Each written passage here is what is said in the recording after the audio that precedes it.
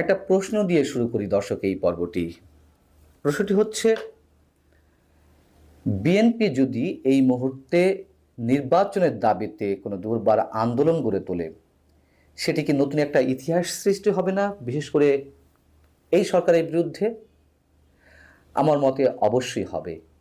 তার কারণ বিএনপি যেহেতু অনেক সন্দেহ প্রকাশ করছে, সরকার নানান ধরনের কৌশল অবলম্বন করছে নির্বাচন দ্রুততম সময়ের মধ্যে না করতে, কিংবা অনেক বিলম্বে নির্বাচন করতে চাই, এই সন্দেহ বা সরকারের এই কৌশলের জায়গা থেকে তারা আন্দোলনে নামতে যাচ্ছে যদি আগামী ডিসেম্বরের মধ্যে নির্বাচনে কোনো রোডম্যাপ ঘোষণা করা না হয়।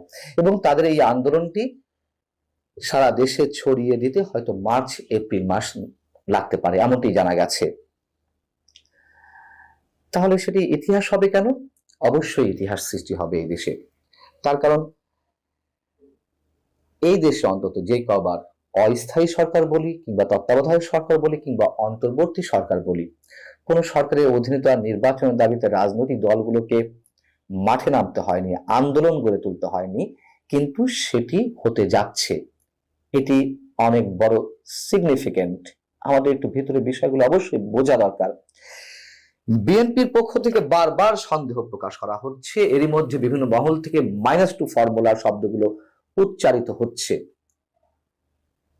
এবং সেই জায়গা থেকে 1-11 সরকারের নানান বিষয় উদাহরণ হিসেবে সামনে আসছে। 1-11 সরকারের সময় যখন শেখ হাসিনা বা খালেদা জিয়া অথবা আওয়ামী লীগ কিংবা বিএনপিকে মাইনাস করে নানান ধরনের কিংস পার্টি গঠন করা হয়েছিল, সেই সব নিশ্চয় আমাদের জানা আছে।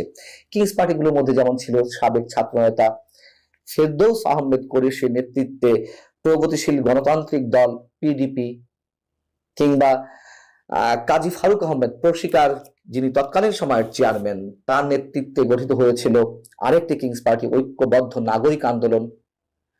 আরো একটি কিংস পার্টির জন্ম সেখানে হয়েছিল অবসরপ্রাপ্ত সামরিক কর্মকর্তা জেনারেল সৈয়দ মোহাম্মদ ইব্রাহিমের কল্যাণ পার্টি। শেখ শওকত হোসেন নীলুর ন্যাশনাল পিপলস পার্টি এনপিপি। আবার শফিউল আলম প্রধানের যে জাগপা ছিল জাতীয় গণতান্ত্রিক পার্টি, সেটিও কিংস পার্টি হিসেবে চিহ্নিত হয়েছিল সেই সময়ে। সেগুলোকে কোনো খবর পাওয়া গেছে? আছে কোনো খবর? নেই তো, সময়ের অতল গহ্বরে হারিয়ে গেছে। এমনটি হওয়ার কথা, এমনটি হয় শুধু বাংলাদেশ নয়, পৃথিবীর বিভিন্ন জায়গায় সরকারের পৃষ্ঠপোষকতায় বা বিশেষ বিশেষ গোষ্ঠীর পৃষ্ঠপোষকতায় যেসব কথিত রাজনৈতিক দলের জন্ম, সেগুলো আর স্থায়ী হয় না। এখন সন্দেহ যেটি যাচ্ছে, সেটি তো আলোচনাক্রমে আবারও আনতে হয়। তা হচ্ছে,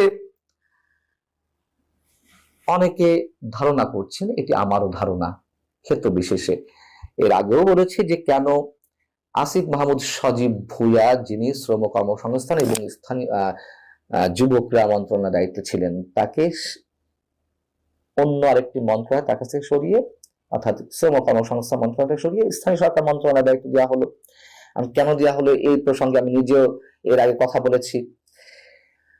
সারা দেশের তাদের যে সমন্বয়কারী রয়েছেন বা তাদের নতুন যে দল গঠিত হতে যাচ্ছে, সেই দলের নেতৃত্বে যারা থাকবেন তাদেরকে বিভিন্ন সুযোগ সুবিধা দিয়ে টিআর, কাভিকা বা অন্যান্য প্রকল্পে অন্তর্ভুক্ত করে তুলে নিয়ে আসা, এবং বিশেষ করে যেটি জানা যাচ্ছে যে জাতীয় সংসদ নির্বাচনের আগে স্থানীয় সরকার নির্বাচন অনুষ্ঠিত হতে পারে। যেহেতু সারা দেশের স্থানীয় সরকার পরিষদগুলো, উপজেলা পরিষদ, ইউনিয়ন পরিষদগুলো ভেঙে দেওয়া হয়েছে, তো সেই স্থানীয় সরকার নির্বাচনগুলো আগে হতে পারে। সেখান থেকে তাদের সমন্বয়করা নির্বাচিত হয়ে আসতে পারে। কোন ধরনের নির্বাচন হবে আমরা জানি না, তবে আশঙ্কাটা নানান ধরনের রয়েছে, সন্দেহ ঘনীভূত হচ্ছে, এবং তারপরে গিয়ে একটি জাতীয় সংসদ নির্বাচন সরকার দিতে পারে। এই যে বিষয়টি, সেটি মানুষের মধ্যে প্রবল আকারে নানান ধরনের আশঙ্কা, সন্দেহের দানা বাঁধছে, বিএনপি তো বটেই। এবং সেই জায়গা থেকে বিএনপির চেয়ারপারসন খালেদা জিয়ার চিকিৎসার জন্য দেশের বাইরে যাওয়ার সব ধরনের প্রস্তুতি সম্পন্ন হওয়ার সত্ত্বেও, এমনকি সরকারের পক্ষ থেকেও বিএনপিকে সুখবর দেওয়া হয়েছে। সুখবর শব্দটি উচ্চারণ করেছেন আমাদের পররাষ্ট্র উপদেষ্টা তৌহিদ হাসান, যে বিএনপির জন্য সুখবর হচ্ছে খালেদা জিয়ার বিদেশ যাত্রার বিষয়ে সব প্রস্তুতি সম্পন্ন, এটা হচ্ছে সুখবর। কিন্তু সেই সুখবরটি বিএনপি লুফে নেয়নি, বিএনপি গ্রহণ করেনি। কেন? তার কারণ দেশের এই একটা জটিল মুহূর্তে যদি খালেদা জিয়া দেশের বাইরে চলে যান, আবার তারেক রহমানও যদি দেশের বাইরে যেহেতু অবস্থান করছেন, তাহলে বিএনপির নেতৃত্ব শূন্য অবস্থায় চলে যাবে। এই বিষয়ে আমি নিজেও আগে কথা বলেছি, অনেক আগে কথা বলেছি, সেগুলো এখন একটু একটু করে বাস্তবে আমরা দেখতে পাচ্ছি। এবং যথারীতি তারেক জিয়ার আশাটাও হচ্ছে না, নানান জটিলতা তার বিষয়ে যে মামলাগুলো রয়েছে, অর্থাৎ খালেদা জিয়া যাচ্ছেন না, তারেক জিয়া আসছেন না। কেন যাচ্ছেন না, কেন আসছেন না, তার নিশ্চয় সমীকরণটা এর মধ্যে দাঁড়িয়ে গেছে।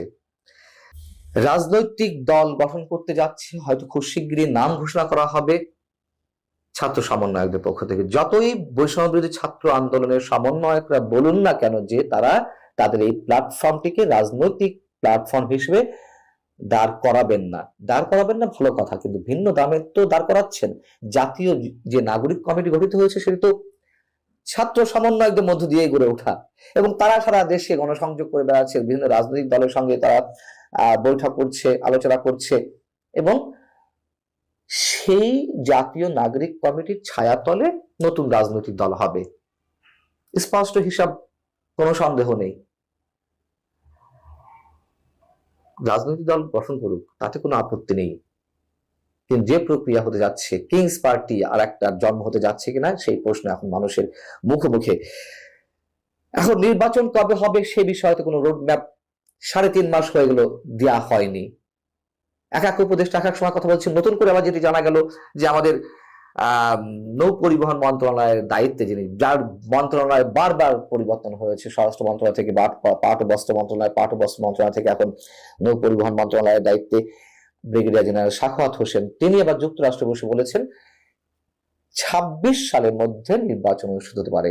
এই যে হতে পারে বা যত দ্রুত সম্ভব নির্বাচন, কিংবা অত্যাবশ্যকীয় সংস্কারের পর নির্বাচন, এই সরকার একদিনও বাড়তি ক্ষমতা থাকবে না, এই সব কথা মানুষের কাছে এখন পানসে হয়ে গেছে।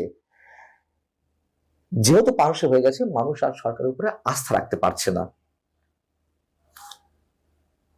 বিএনপি দ্রুত নির্বাচন চায়। অনেক উপদেষ্টা এর মধ্যে উল্লেখ করেছেন তারা ক্ষমতায় যাওয়ার জন্য পাগল হয়ে গেছেন। তার প্রতি উত্তরে মির্জা আব্বাস একটি কথা কদিন আগে বলেছিলেন, সেটি ডক্টর হাসান জানেন, যে বিএনপি যদি নির্বাচনে যাওয়ার জন্য পাগল হয়ে থাকে, এমন মন্তব্য কেউ করে থাকে, যদি আমরা পাল্টা প্রশ্ন করি সরকার ক্ষমতায় থাকার জন্য পাগল হয়ে গেছেন, তাহলে কি ভুল হবে? নিশ্চয়ই মির্জা আব্বাসের এই কথাটি একেবারে অযৌক্তিক কিছু নয়। এবং আল জাজিরার সঙ্গে একটি সাক্ষাৎকারে আমাদের প্রধান উপদেষ্টা প্রসঙ্গক্রমে বর্তমান সরকারের মেয়াদ মানুষের নানান ধরনের আশঙ্কা তৈরি হচ্ছে, এবং ছাত্ররা যে রাজনৈতিক বন্দোবস্ত কথা বলছে, এই রাজনৈতিক বন্দোবস্ত নিশ্চয়ই সেই রাজনৈতিক বন্দোবস্ত আমরা বুঝি না যেখানে একটি অবাধ গণতান্ত্রিক প্রক্রিয়ার মাধ্যমে একটা পর একটা সরকার আসবে রাজনৈতিক পালাবদলের মাধ্যমে। যদি এই রাজনৈতিক বন্দোবস্ত আমাদের সামনে যেভাবে হাজির হচ্ছে, যে একটা বিশেষ সুবিধায় নতুন একটি রাজনৈতিক দল গঠনের মাধ্যমে নতুন কোনো বন্দোবস্ত কায়েম করা হবে, সেটিকে তো আমরা রাজনৈতিক বন্দোবস্ত বলতে পারি না, বরঞ্চ সেটিকে চিরস্থায়ী বন্দোবস্ত আদলে যদি কোনো কিছু হয়ে থাকে সেটির সঙ্গে বরঞ্চ আমরা তুলনা করতে পারি। কিন্তু যদি সত্যি সত্যি তা হয়, তবে মানুষের ভাগ্যে, বাঙালি জাতির ভাগ্যে আবারও একটা দুর্দশা নিশ্চিতভাবে অপেক্ষা করছে। রাজনৈতিক দল যে কেউ গঠন করতেই পারে, বিশেষ সুবিধা নয়, বিশেষ পৃষ্ঠপোষকতায় নয়। এবং যে কথাটি বলছিলাম, যে যদি সত্যিই নির্বাচনের দাবিতে কোনো রাজনৈতিক দল আন্দোলনের নামে, তাহলে এই বাংলাদেশে আরো একটা নতুন ইতিহাস সৃষ্টি হবে। সেই ইতিহাস আমরা দেখতে চাই না।